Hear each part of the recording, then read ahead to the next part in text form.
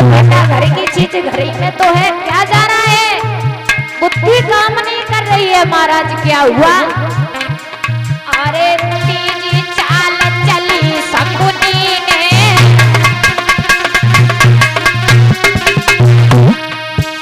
अरे तीजी चाल चली शकुनी ने,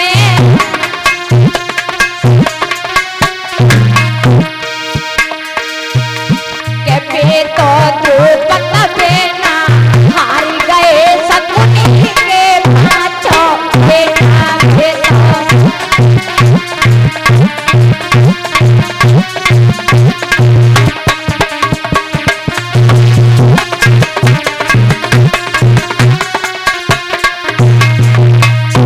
के जुआ सनापुर में खेल रहे गोपी के पांचों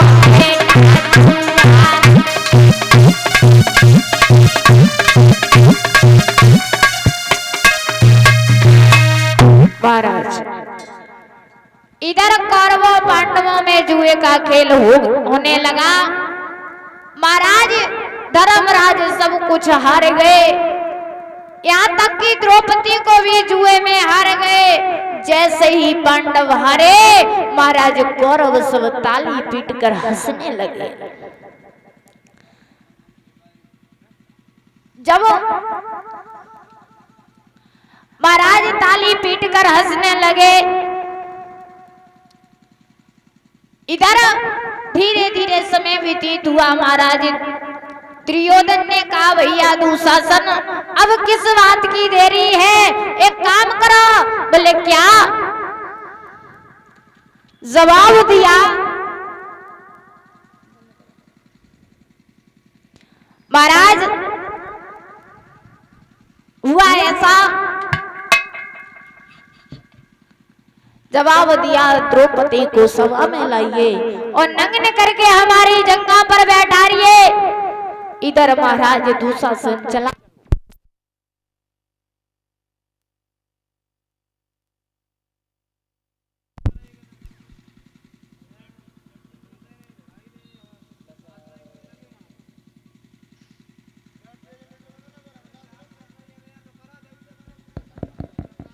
हेलो बोलिए कन्हैया लाल की। इधर महाराज दुशासन जब चला है, जैसे ही दुशासन चला द्रौपदी के पास में पहुंचा। द्रौपदी से जवाब दिया है कि चलिए सभा में तुम्हें भैया ने बुलाया है। द्रौपदी कहने लगी, देवर जी हमें भैया ने क्यों बुलाया?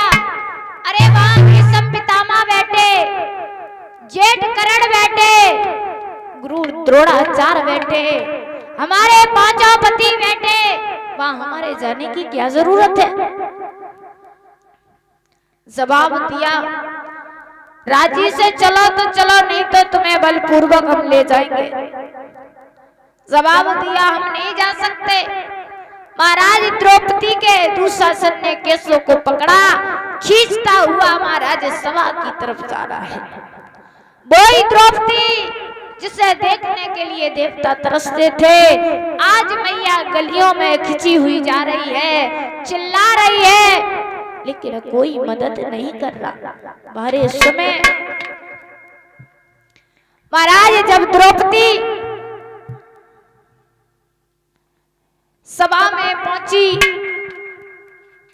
भीष्म पितामह को देखा, गुरु द्रोणाचार्य को देखा, जेठ कर्ण को देखा, अपने पतियों को देखा, मन में विचार करने लगी, जहां सब बड़े बैठे हैं वहां हमें नहीं आना चाहिए था, दुशासन तुम हमें क्यों लाए। महाराज कौरव हंसने लगे। तो महाराज द्रौपदी ने भीष्म पितामह के पास में पहुंची, बोले पितामह, तुम्हारे होते हुए तुम्हारे बेटा इतना अनर्थ कर रहे हैं, तुम्हें नेक भी शर्म नहीं है, हमारी मदद करो। तो महाराज द्रौपदी क्या बोली है, सुनो।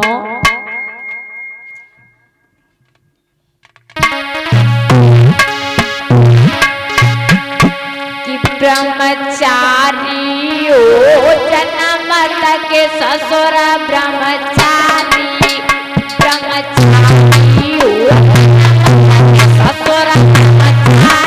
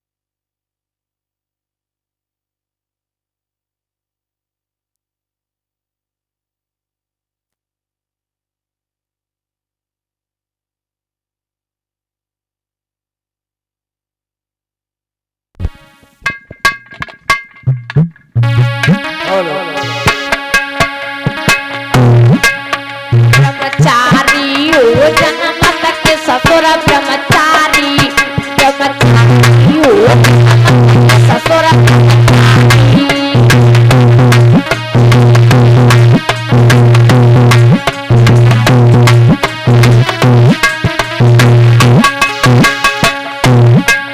अरे भीष्म जी से कहे द्रौपदी, सुखो पिता मेरी वाणी है।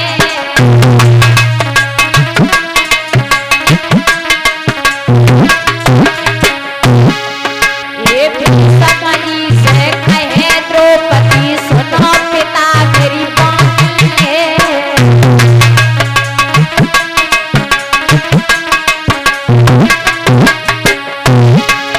अरे जीवन तुम तो बैठे पिताजी, हुई रही खेता पानी है।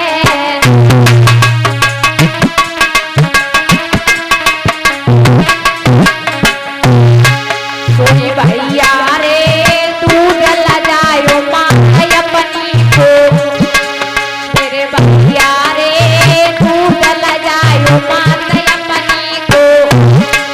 गंगा तेरी मेहतारी हो जन्म ससुर ब्रह्मचारी, ब्रह्मचारी हो ससुर ब्रह्मचारी।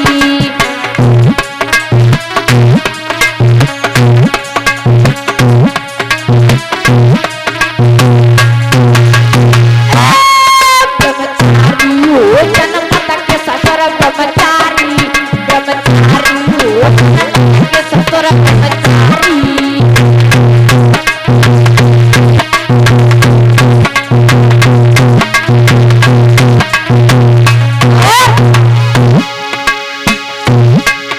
अरे तेरे सन्मुख पकड़ पिताजी दुशासन खींचे साथी।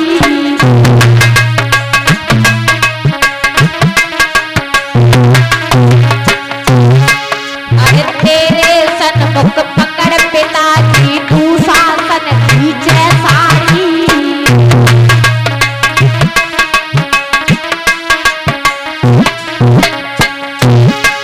अरे कोमल गात बहु प्यारी बोलात जांग में दे मारी।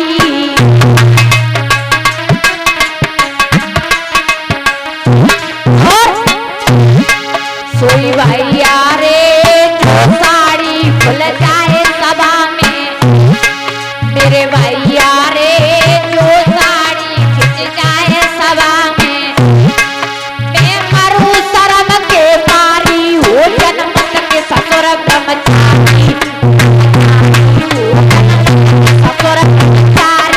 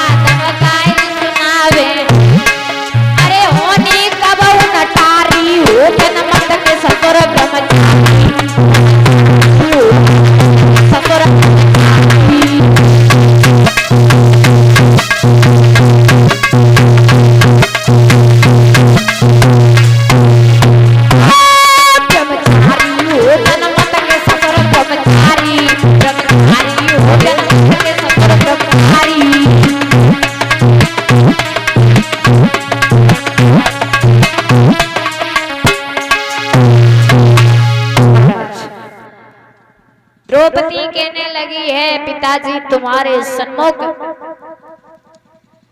तुम्हारे सामने दुशासन हमारी चीर को खींच रहा है और तुम बैठे बैठे देख रहे। महाराज दुशासन इधर चीर को खींचने लगा।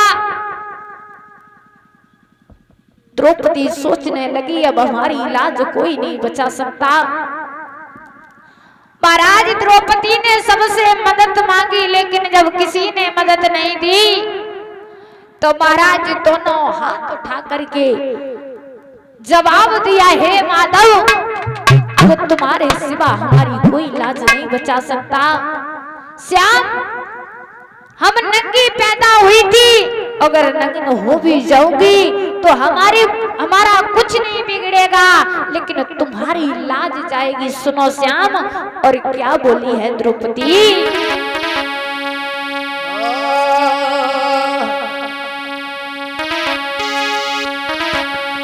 कि नीचे किए बैठे सर कुछ पड़े ना सर, सर कटता ही सर स्वामी होगी ना बसर। क्या मानी रहेगा स्वामी सर साड़ी का पल्लू साड़ी का पल्लू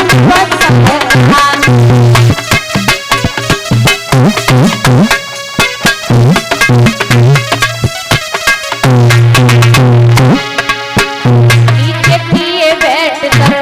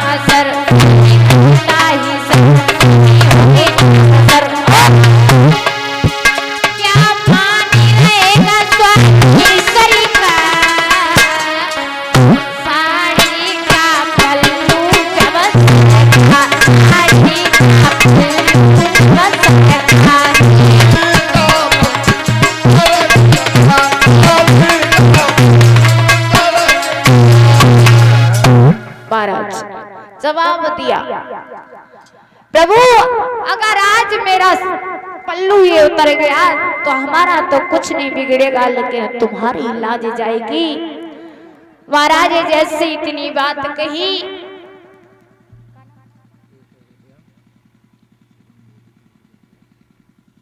और इसी बीच में हमारे परम सम्मानीय परम आदरणीय शिवम भैया मेडिकल वाले जो कुदरकोट से ये 100 रुपए भिजवा रहे हैं, बहुत बहुत धन्यवाद। भगवान हमेशा इनके जीवन में सुख शांति बनी रहे, धन के भंडार भरे रहे। इधर महाराज जैसे ही भगवान कन्हैया ने सुना कि हमारी बहन हमें बुला रही है, आकर के चीर को बढ़ाने लगे। महाराज इधर भगवान कन्हैया चीर को बढ़ा रहे, इधर दुशासन चीर को खींच रहा है। खींचते खींचते महाराज जमीन पे गिर गया। कहने लगा, भैया दुर्योधन समझ में नहीं आ रहा साड़ी बिछ नारी है या नारी बिछ साड़ी है। समझ में नहीं आ रहा है कि साड़ी में नारी है या नारी में साड़ी है। महाराज इधर भगवान कन्हैया ने इस प्रकार से द्रौपदी की लाज को बचाई है। आइए एक छोटा सा कीर्तन बोलते हैं, सभी लोग तालियों के साथ में बोलेंगे।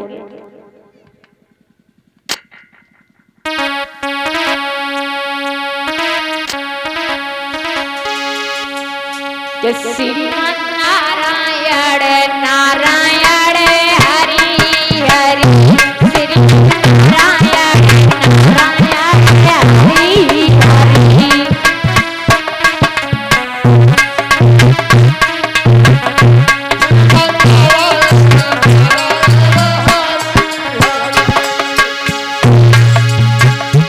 श्रीमान नारायण नारायण हरि हरि, श्रीमान नारायण नारायण हरि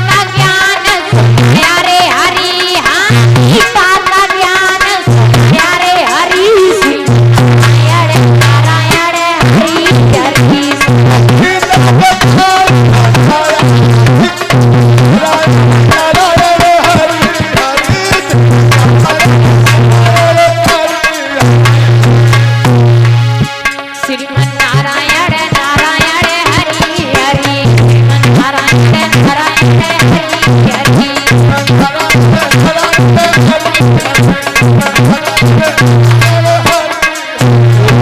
नारायण भगवान की, बोलिए बालकृष्ण भगवान की।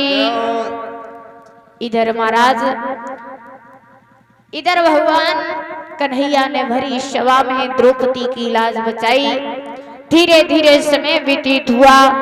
महाराज कौरवों में और पांडवों में युद्ध छिड़ गया। युद्ध जब छिड़ गया, इधर महाराज दिन प्रतिदिन कौरवों की संख्या कम होती जा रही है। महाराज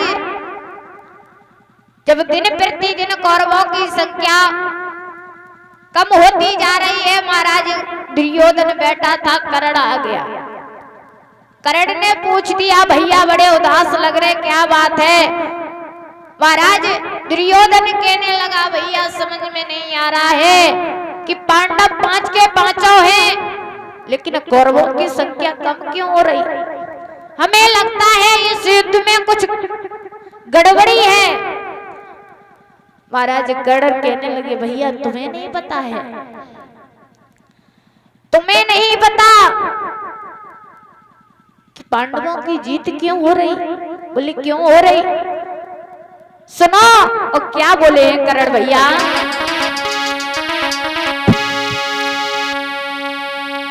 कि भारत के रथ बान रे वे तो कृष्ण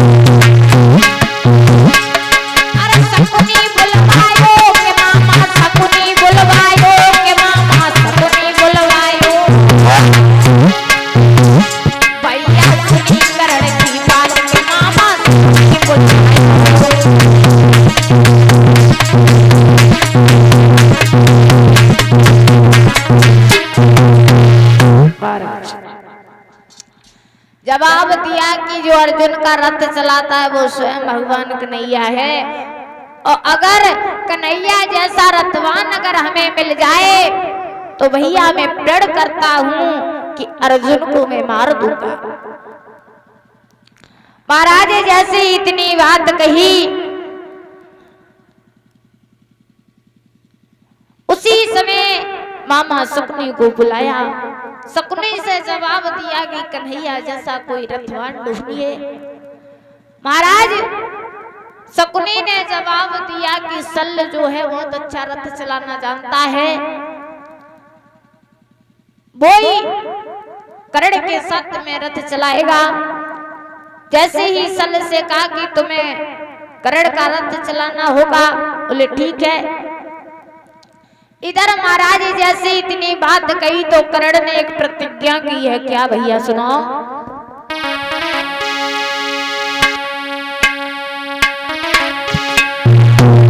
आरे तनिके की सूरपुत्र ने गुरु को लियो ध्यान लगाए, पूजन करके धनुष बाण और सूरज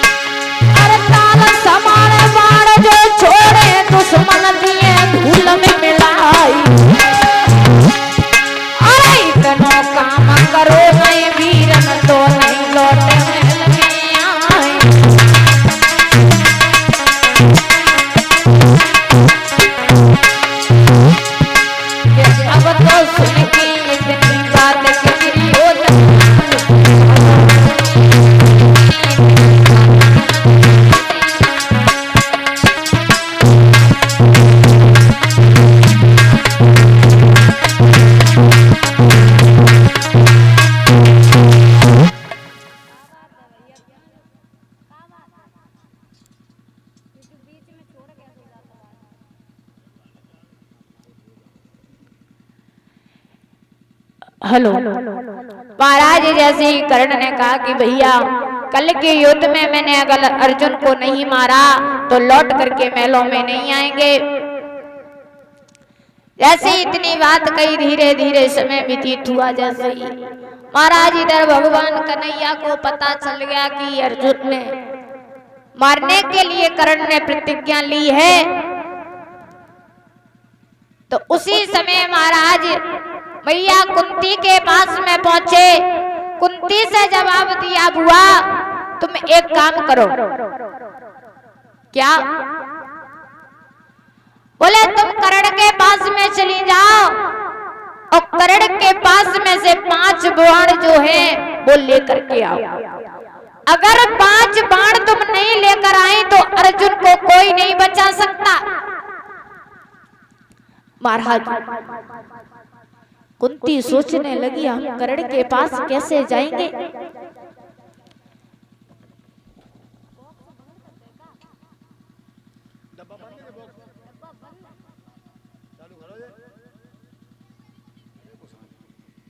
महाराज जैसे ही इतनी बात कही कुंती चली है, मन में विचार करती जा रही अब क्या करें, कैसे जाएंगे। इधर महाराज कुंती जैसे ही कर्ण के पास में पहुंची, ब्रह्म मुहूर्त में कुंती कर्ण के पास में पहुंची। कर्ण ने जैसे ही कुंती को देखा बोले मैया तुम यहाँ कैसे, और वो भी ब्रह्म मुहूर्त में। क्या बात है मैया? बोले बेटा माँ की ममता यहाँ तक खींच लाई। बोले कैसे? बोले माँ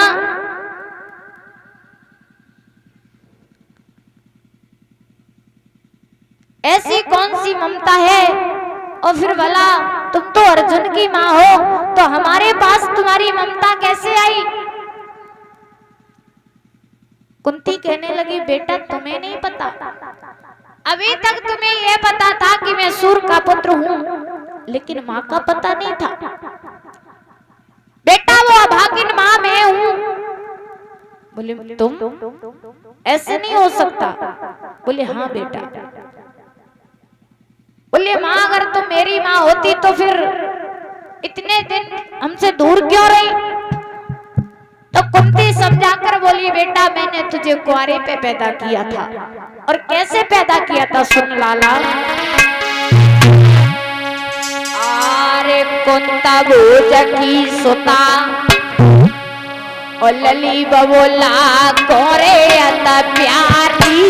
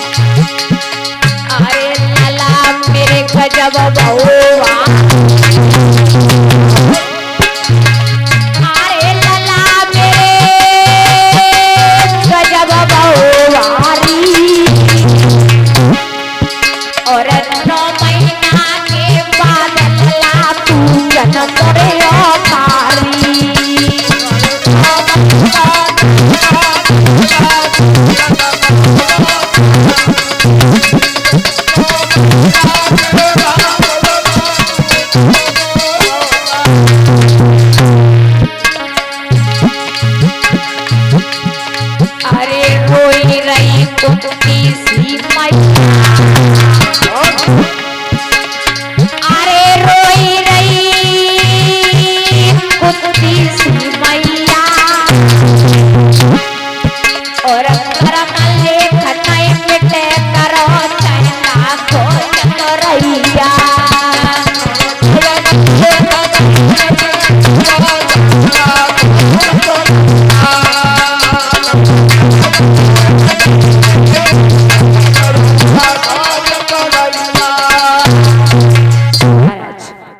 जवाब दिया, बेटा मैंने तुझे कुंवारे पे पैदा किया था।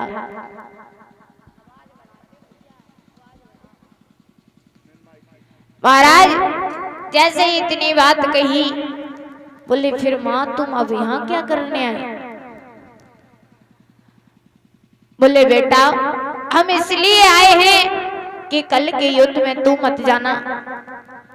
करण कहने लगा माँ यही बात मत कहो, मैं कल के युद्ध में तो जरूर जाऊंगा, जिसकी खाई उसका तो बजाऊंगा। बोले माँ अगर तूने मुझे जिस समय पैदा किया था उस समय ये हमारा गला दबा देती तो आज ये दिन देखने को नहीं मिलता।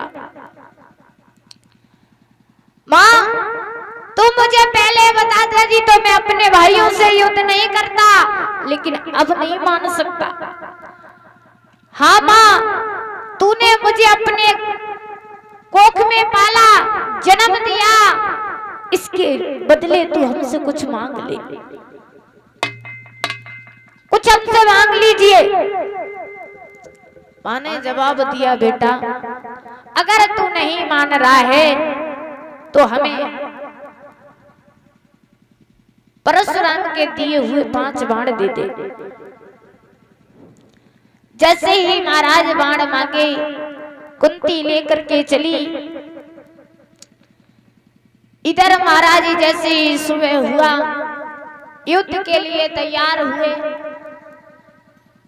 महाराज भगवान कन्हैया जानते थे कि अगर अर्जुन को मैं पहले भेजूंगा तो कर्ण के पास में वज्र शक्ति है, अर्जुन मारे जाएंगे। बोले पहले तो फिर कौन युद्ध करेगा? इधर महाराज भीम का लड़का था घटोत्कच, उसको युद्ध में भेज दिया। अब महाराज जिसका पिता बलवान होता वह का पुत्र बलवान होते हैं।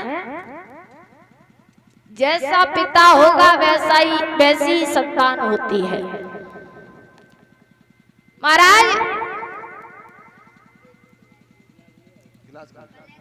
भीम के लड़के को भेज दिया। अब घटोत्कच जिस तरफ जाता उस तरफ मैदान को साफ करता जा रहा। महाराज दुर्योधन ने जवाब दिया ऐसा करो, तुम्हारे पास जो वज्र शक्ति है उसका प्रयार करो।